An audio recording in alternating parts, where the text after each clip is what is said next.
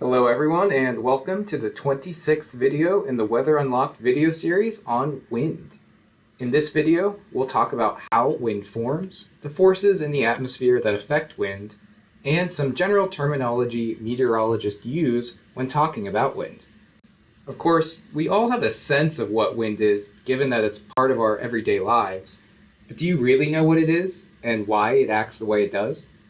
Well, it actually all starts with the sun. In one sentence, the reason we have wind is this: the sun heats the earth unevenly. See, because the earth isn't flat, some parts of the planet receive more direct radiation from the sun than others, creating an imbalance in energy. Then, there are also differences in how land, water, and different gases heat up. All of these factors together mean we get pockets of high pressure and pockets of low pressure that develop across the planet. But the atmosphere doesn't like this and wants everything to be spread out nice and evenly. So how does it try to accomplish this? With wind.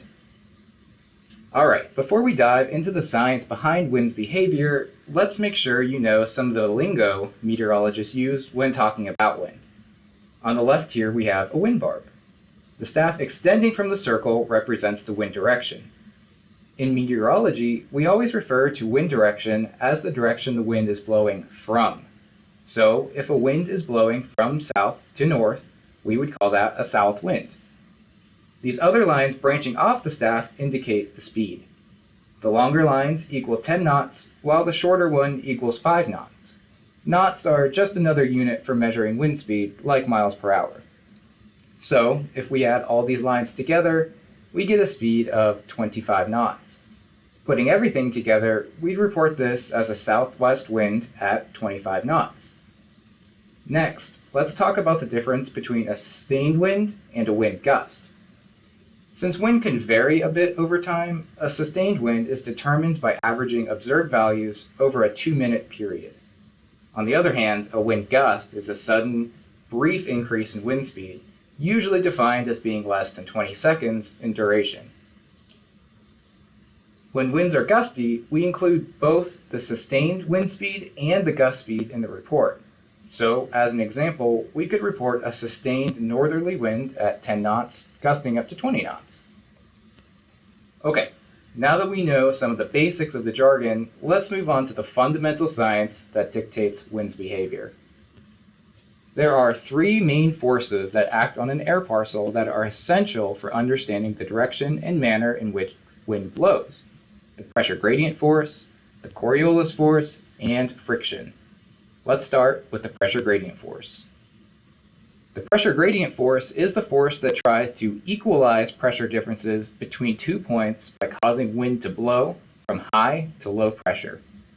In other words, this is the force that tries to even out the pressure in the atmosphere. Let's take a closer look with a simplified illustration. Here we have 3 isobars.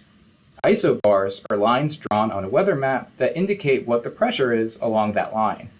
So we have high pressure on the left and low pressure on the right. The pressure gradient force then points directly from high to low pressure. The tighter the pressure gradient, the stronger the wind, and vice versa. If these isobars were more tightly packed, then we'd expect a stronger wind. But of course, pressure gradient force isn't the only thing we have to keep in mind. We also have the Coriolis force. The Coriolis force is the apparent force that deflects wind to the right of its trajectory due to Earth's rotation. It always points 90 degrees to the right of wind's motion. In this example here, we have a southerly wind. That means the Coriolis force is pointing due east. As the wind blows to the north, the Coriolis force will appear to deflect the wind to the right, or to the east in this case. In fact, the Coriolis force is one of the main reasons that we have the prevailing westerlies across the US. Finally, we have the one you're probably most familiar with: friction. Just like how friction acts to slow things down on the surface, it also acts to slow the wind down too. Things like trees, rough terrain, and buildings disrupt flow and slow it down. Therefore, as we look higher up in the atmosphere and get farther from the surface, it makes sense that the impact of friction is reduced. This means that winds tend to increase in speed with height, as they're free from any disruptions to the flow on the surface.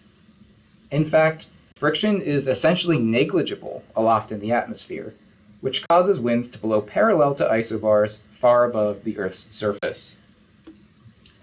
Alright, we're almost done, but there's one more thing we need to cover before we can piece everything together, and that's the vertical motion of wind. Vertical wind motion is typically very small compared to its horizontal motion, but it still plays a big role in our everyday weather. That's because air sinks above high pressure and rises above surface low pressure. This is due to a concept called mass continuity. See, if the horizontal wind blows from high to low pressure, as we've discussed earlier, it wouldn't make sense for wind to constantly build up around areas of low pressure. That air has to go somewhere, right? That's where mass continuity comes into play. To accommodate this convergence, air rises above the low. The opposite happens with high pressure. When the horizontal wind diverges from the high, air from above sinks downward to accommodate this loss. This is why we get rising air in poor weather around areas of low pressure and sinking air and fair weather around areas of high pressure. Okay, so with everything we've looked at in this video so far, let's put all of the pieces together and see the general resulting wind pattern. Here it is. The key points here are these. Number 1, the wind diverges from high pressure and converges around low pressure. Number 2, air rises above low pressure and sinks above high pressure. And number 3, winds turn clockwise around high pressure and counterclockwise around low pressure. Of course, this is just a simplified illustration, and a real wind pattern can get quite messy from a number of factors not covered in this video.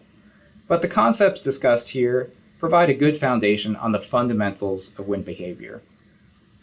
Thanks for watching, and we hope you look forward to our next video in the Weather Unlocked series.